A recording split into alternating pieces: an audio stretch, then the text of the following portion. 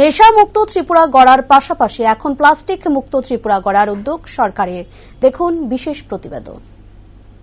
Plastic ব্যবহারের ফলে দিনের পর দিন ধ্বংস হচ্ছে পরিবেশের ভারসাম্য। যত্রতত্র প্লাস্টিক ব্যবহারের ফলে নিষ্কাশন ও নালার প্রবাহ বিনষ্ট হচ্ছে, যা দিনের পর দিন বৃদ্ধি পেয়ে চলছে। আর এই প্লাস্টিকের ব্যবহার কমাতে এবং মানব সম্প্রদায়কে এই মারাত্মক প্লাস্টিকের প্রভাব থেকে মুক্ত করতে প্লাস্টিক মুক্ত ত্রিপুরা গড়ার উদ্যোগ নিল রাজ্য সরকার। শনিবার প্লাস্টিক মুক্ত কর্মসূচিকে সামনে রেখে এক অনুষ্ঠানের আয়োজন করা হয় আগরতলা টাউন হলে। এই অনুষ্ঠানে উপস্থিত ছিলেন রাজ্যের মুখ্যমন্ত্রী প্রফেসর ডক্টর মানিক সাহা সহ অন্যান্যরা। বক্তব্য রাখতে গিয়ে মুখ্যমন্ত্রী বলেন, মনোমার আর পলিমারের মিশ্রণের ফলে প্লাস্টিক তৈরি হয়, আর এই প্লাস্টিক তৈরি হওয়ার পর দেখা যায় এর মধ্যে 13,000 কেমিক্যাল বর্তমান। মনোমার এবং পলিমারের পাশাপাশি 13,000 বিভিন্ন রকমের কেমিক্যালের মিশ্রণে একটি প্লাস্টিক তৈরি হয়। 13,000 কেমিক্যালের মধ্যে বৈজ্ঞানিক রিসার্চের মাধ্যমে দেখা গেছে 3,200 কেমিক্যাল মানবদেহ এবং পরিবেশের জন্য ক্ষতিকারক। আরো বাকি কেমিক্যালগুলোর মধ্যে আরো কিছু ক্ষতিকারক আছে কিনা তাও গবেষণার মাধ্যমে উঠে আসবে।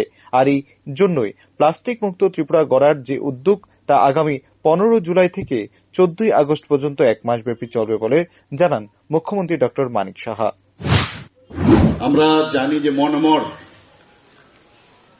আর পলিমার, মনোমার আর পলিমার এই দুটোর সংযোগ যখন একসাথে করা হয় তাতে যে এক্সোথার্মিক রিয়াকশন হয় একটা, আমি নিজেও জানি, কারণ এতে করে এই প্লাস্টিক তৈরি হয়। এবং এই যে প্লাস্টিক তৈরি হলো, দেখা গেছে আজকে টু ডেট প্রায় 13,000 এর মধ্যে কেমিক্যালস আছে এই প্লাস্টিকের মধ্যে। পলিমারাইজেশন হয়, ঠিক আছে, মনোমার এন্ড পলিমার, কিন্তু এর মধ্যে 13,000 বিভিন্ন ধরনের কেমিক্যালস এর কারণে একটা প্লাস্টিক তৈরি হয়। এবং দেখা গেছে যে এর মধ্যে এই যে 13,000 যে কেমিক্যাল, তার মধ্যে বৈজ্ঞানিকগণ ওনাদের রিসার্চের মাধ্যমে দেখেছেন প্রায় 3,200 chemical they are very much detrimental for the environment as well as for the health of the human beings. সাংঘাতিক বিষয়। আর বাকিগুলো এখনো গবেষণা করছেন যে এর মধ্যে এগুলো হার্মফুল কিনা, তো হয়তোবা তাদের গবেষণা থেকে উঠে আসবে যে এইগুলোর মধ্যে আরো কিছু আছে, হয়তোবা হবে, তো সেই কাজ চলছে।